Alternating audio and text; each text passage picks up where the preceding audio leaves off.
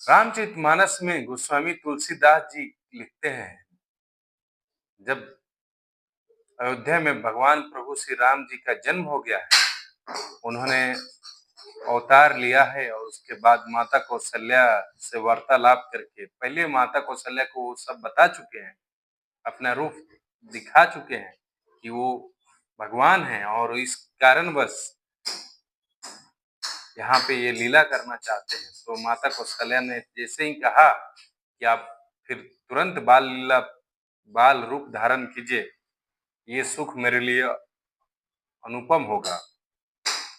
प्रभु श्री राम तुरंत बाल रूप धारण किए और आगे मानस में गोस्वामी जी लिखते हैं, कहते हैं, विप्रधेनु सुर संत हित लिन्ह मनुज अवतार, निज इच्छा निर्मित तनु माया गुण गोपाल।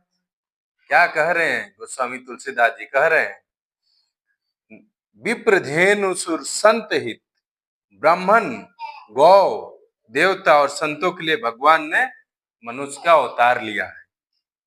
वे माया और उसके गुण और बाहरी इंद्रियों से परे हैं। उनका शरीर अपनी इच्छा से ही बना है। उनका किसी भी कर्म बंध पे कोई अनुबोध नहीं है, वो पर बस में है कर्म के। किसी भी भौतिक पदार्थों के द्वारा उनका शरीर नहीं बना हुआ है।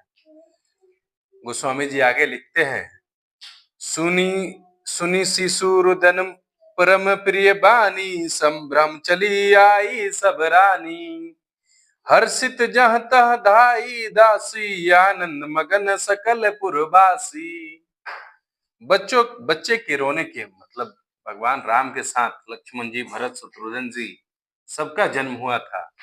बच्चों के रोने की बहुत ही प्यारी ध्वनि सुनकर सभी रानियां उतावली होकर दौड़ी चली आई, दासियां हर्षित होकर जहां तहां दौड़ी, सारे पुरवासी आनंद मग्न हो गए।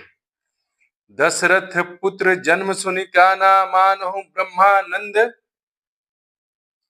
समाना, परम प्रेम मन पुलक शरीरा, चाहत उठन करत मति धीरा। क्या कह रहे हैं गोस्वामी जी? गोस्वामी जी कह रहे हैं, राजा दशरथ जी पुत्र का जन्म कानों से सुन मानो ब्रह्मानंद में समा गए। मन में अतिशय प्रेम आया, शरीर पुलकित हो गया उनका। बुद्धि को धीरज देकर वे उठना चाहते हैं। आगे गोस्वामी जी लिखते हैं, जाकर नाम सुनत